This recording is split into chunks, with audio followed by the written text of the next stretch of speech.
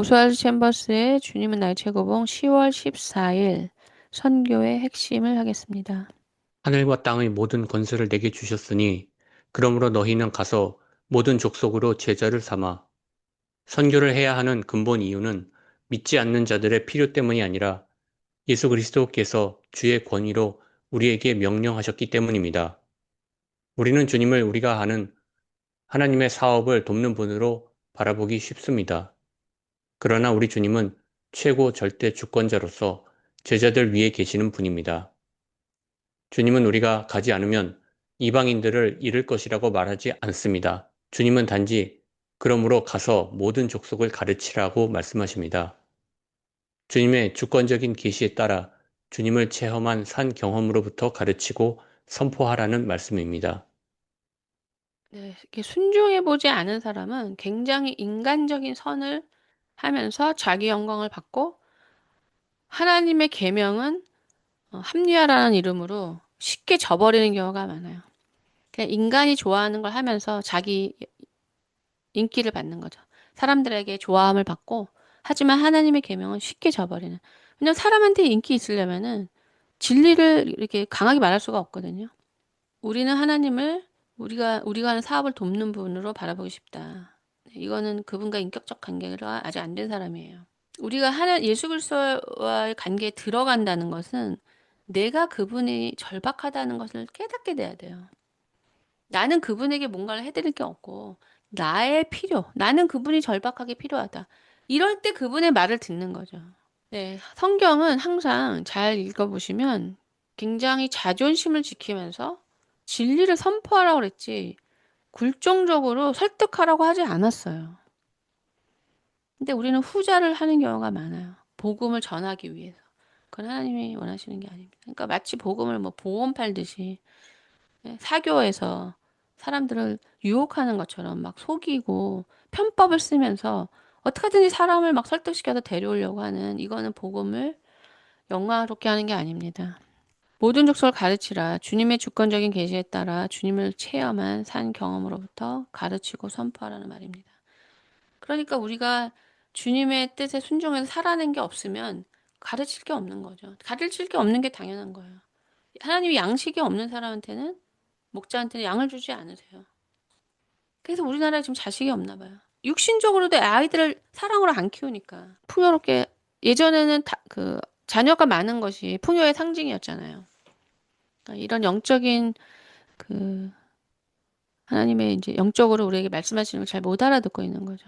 그러면 우리는 하나님 제가 목사가 되겠습니다. 뭐 선교사가 되겠습니다. 이런 걸 할 필요가 없이 우리 자리에서 지금 있는 자리에서 하나님의 뜻을 하는 거예요. 그게 제가 어제 말씀드린 내가 이것을 행해서 나중에 어, 모든 족속을 가르쳐야지 이런 목적을 하실 필요가 없어요. 사실 저는 그런 일의 목적은 없었어요. 사람들을 만나서 뭘 하고 싶고 이런 게 없었어요.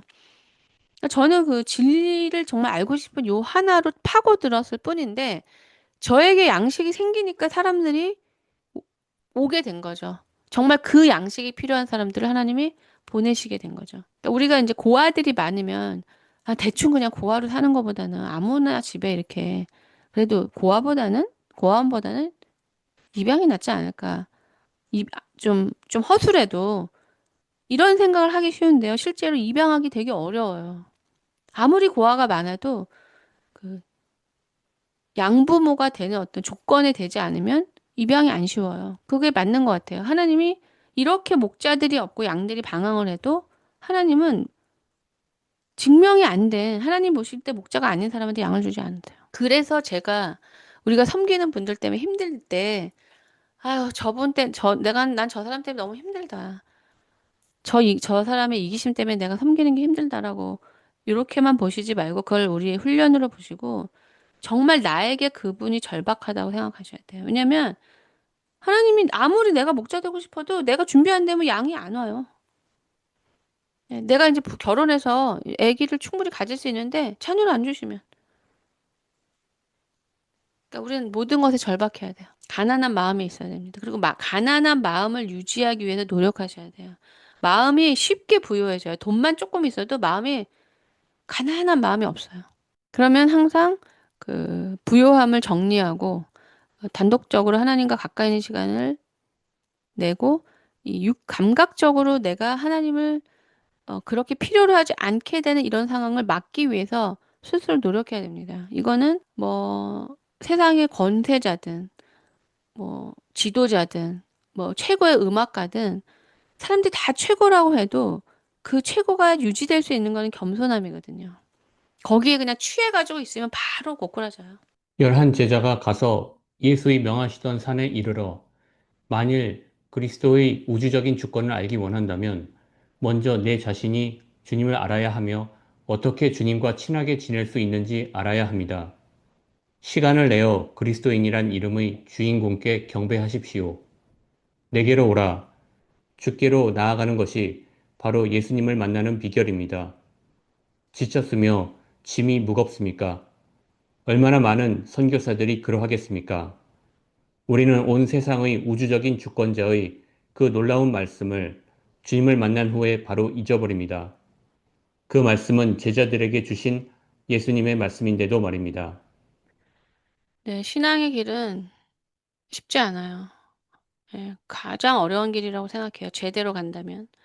왜냐하면 굉장히 제가 말씀드렸지만 뭐 음악을 하시는 분들이나 뭐 체육 하시는 분들이나 그 사람들이 평생 하진 않거든요. 금메달 따는 사람들도 뭐 10년 정도? 음악가도 뭐 나이가 들어서까지 하는 사람은 굉장히 드물죠.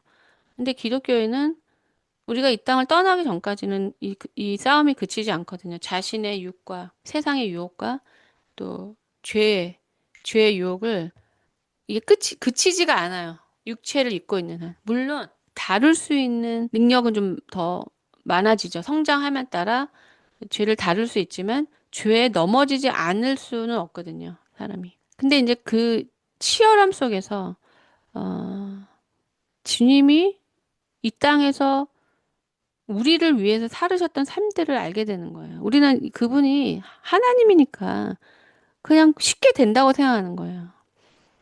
근데 예수님은 죽기까지 복종하시고 습관을 따라 기도하시고 우리에게 모범을 보여주셨어요. 육체를 다루는. 기분 좋으면 기도하고 뭐 기분 나쁘면 잠자고 이게 아니라 습관을 따라 하나 앞에 나아가는 시간을 정하시고 자기 육체를 훈련하시고 또 마귀의 유혹도 이기시고 예, 그다음에 이제 이 신앙의 삶은 내 뜻대로 사는 삶이 아니잖아요. 뭐 이기적으로 내가 원하는 대로 사는 삶을 그 삶과 반대이다 보니까 굉장히 그 저항도 힘들고 또 사랑을 이제 진짜로 하다 보면 사랑을 안 하는 사람들은 서로 비슷하기 때문에 그냥 뭐 상처를 안 받는데 진짜 사랑을 하려고 하는 사람인지를 모르잖아요. 그러니까 믿지도 않고 수준을 떨어뜨려서 생각하고 불신하고 이런데 다 이제 여기서 상처를 받는 거죠. 그러니까 이제 거기서 이제 힘들게 느껴지고 아무리 뭐 선을 행하려고 해도 그 보답이 없다, 보상이 없다. 이런 오랜 이렇게 인내와 고통의 시간이 있죠. 근데 여기서 사람들이 이제 요것을 찾지 못해서 지치고 상한 마음에서 그 평안과 천국을 누리는 마음을 잃어버리는 걸 제가 많이 느꼈어요. 그러니까 힘들고 지치는데 우리는 그 상황에서도 평안과 천국을 누릴 수 있어야 되거든요. 그게 어떻게 되느냐. 한 가지의 생각으로 마음이 싹 바뀌어요. 그게 뭐냐면 그 주님의 고난을 이제 이해하게 되는 거죠.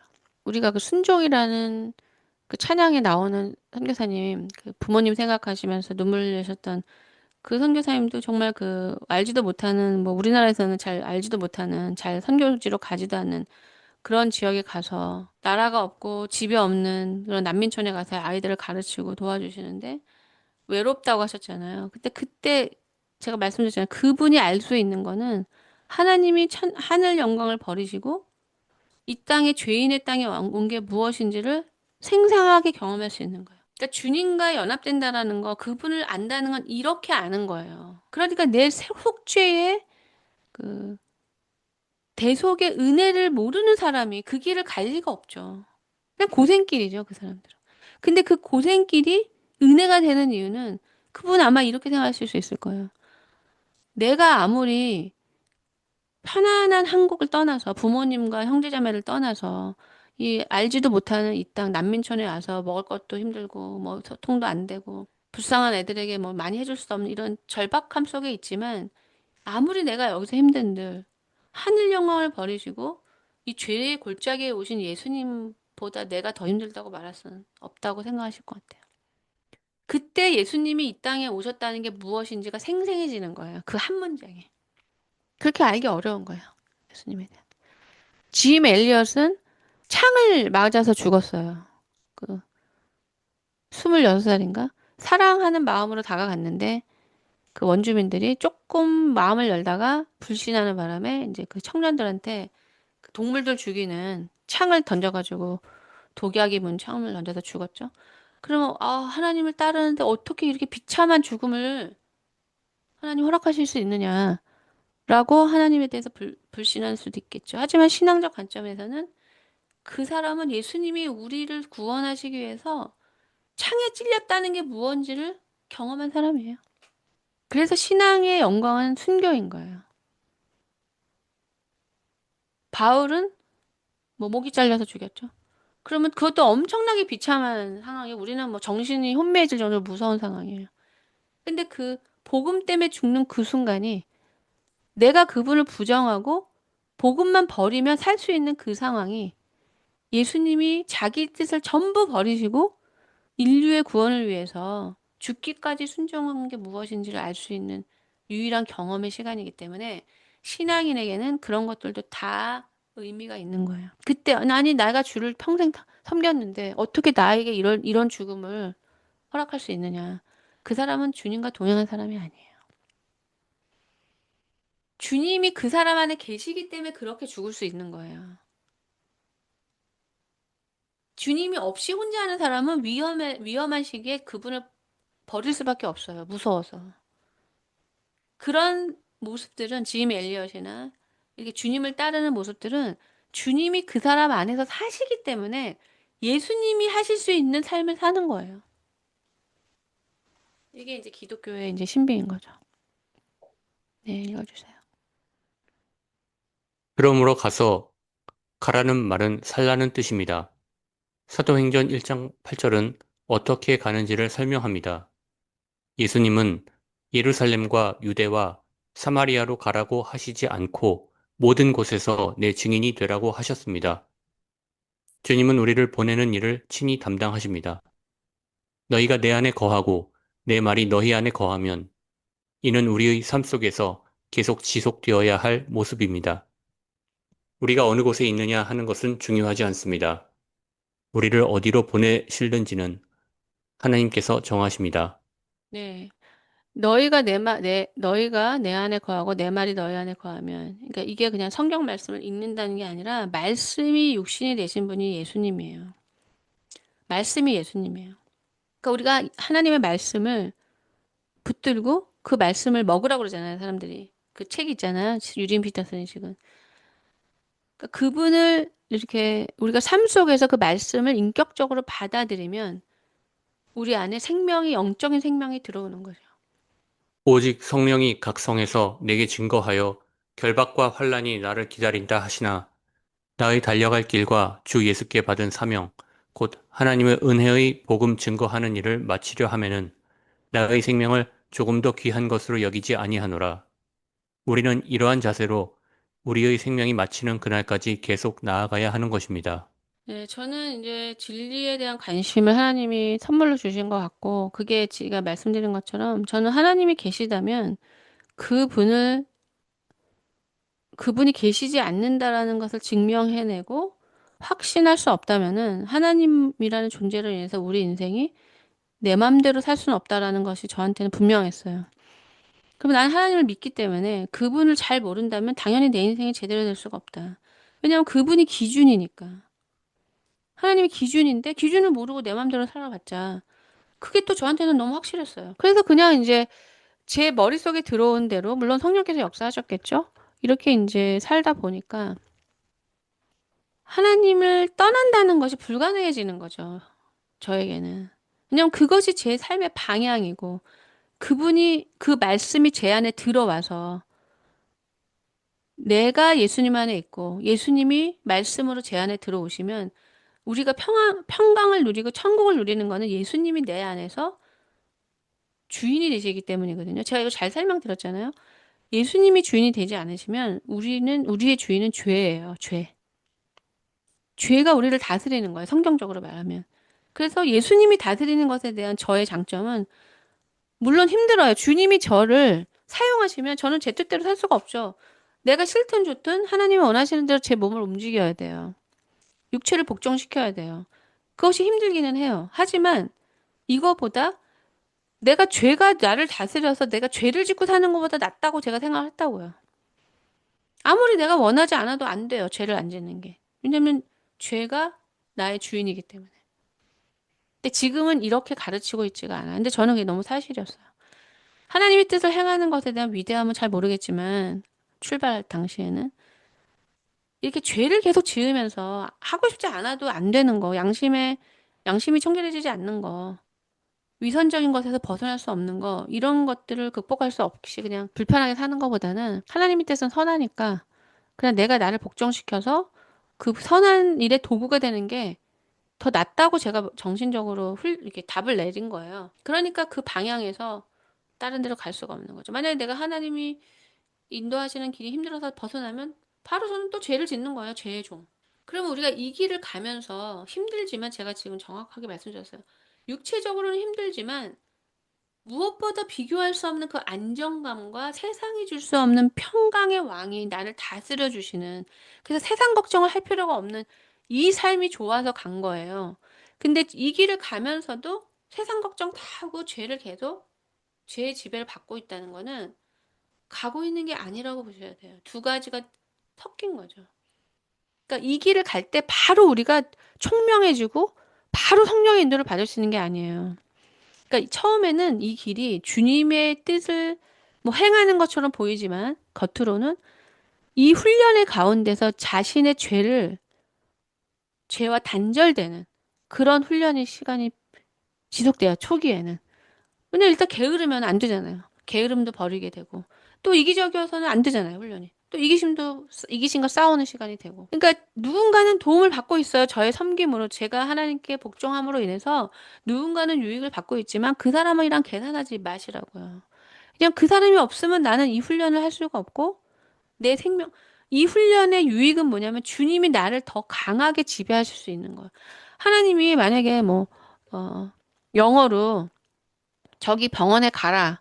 병원에 가서 뭐 화장실 청소를 해라. 이렇게 말씀하시면 저는 못 알아들어요. 영어 공부를 안 해서. 그러니까 주님이 안 계신 게 아니죠. 주님은 본인을 영접하는 자에게 들어오시겠다고 약속했기 때문에 그것이 내가 말한 게 가짜가 아니면 인식이 되든 안 되든 계세요. 근데 주님이 계신지를 난 잘 모르겠다. 이거는 이 죄 때문에 그래요. 그래서 우리는 많이 사람들이 하는 실패가 뭐냐면 내가 이제까지 만났던 그 악한 권위자로 자꾸 생각을 해가지고, 자꾸 그 결과물을 내려고 하는, 그래서 받으려고 하는 이 유혹도 상당히 지속돼요. 그래서 하나님이 계속 그걸 안 되게 하시는 거예요. 그게 우리의 절망이에요. 아니, 이렇게 돼서 칭찬받으면 참 좋겠는데, 하나님 또 아니라고 그러고, 또 깨뜨리시고, 하는 걸 다 이렇게 블럭을 쌓았는데, 하나님 탁 쳐버리시는 거죠. 왜냐면 아니니까. 그러면 이제 거기서 왜 아닌지를 깨닫게 되고, 지금 제가 말씀드리는 거는 누구한테 저는 배운 적이 없어요. 하나님이 저를 인도하신 것을 제가 민감하게 더듬어서 알게 된 거예요. 아, 이런 걸 하나님이 싫어하시는구나. 내가 아무리 최선을 다해도 이게 이렇게 꺾여진 거 보니까 뭔가 메시지가 있다. 이렇게 더듬어서 알게 된 거예요, 저는. 그래서 하나님이 원하시는 게 아니라 하나님과 동행하는 걸 원하신다는 거. 하나님과 같이 하기를 원하신다는 거. 가능하면 하나님 앞에 많이 질문하고 여쭤서 우리의 생각이 아닌 하나님이 원하시는 생각으로 하기를 원하시는데 우리는 쉽게 감각적이니까 내 생각으로 빠지고 또 자기결심으로 가고 또 안 되고 또 내 생각으로 빠지고 자기결심을 하고 안 되고 이것도 한동안 해야지 지쳐서 이제 하라고 해도 안 해요. 안 되니까. 네, 그러니까 한두 번 틀렸는데 또 난 틀렸다고 하지 마시고요. 수없이 그 반복을 하게 되면서 어, 감각적으로 우리가 배우게 돼요. 근데 한 가지 요소, 멍청한 사람, 이 사람은 진지하지 않기 때문에 훈련을 한다고 하지만 반복해도 상관없이 사는 사람이에요. 이거는 될 때까지 해라는 말이 안 통하는 사람이죠. 왜냐하면 본인이 목표가 없으니까 그냥 뭐 실수해도 되고 그렇게 사는 사람 많잖아요. 인생을 낭비하면 안 된다라는 마음이 없이 될 대로 되라 그냥 아무렇게나 사는 사람. 거기에 속하시지만 않는다면 시행착오를 거치는 거는 낙심하지 않기를 바랍니다. 네, 이상으로 주님은 나의 최고봉을 마치겠습니다.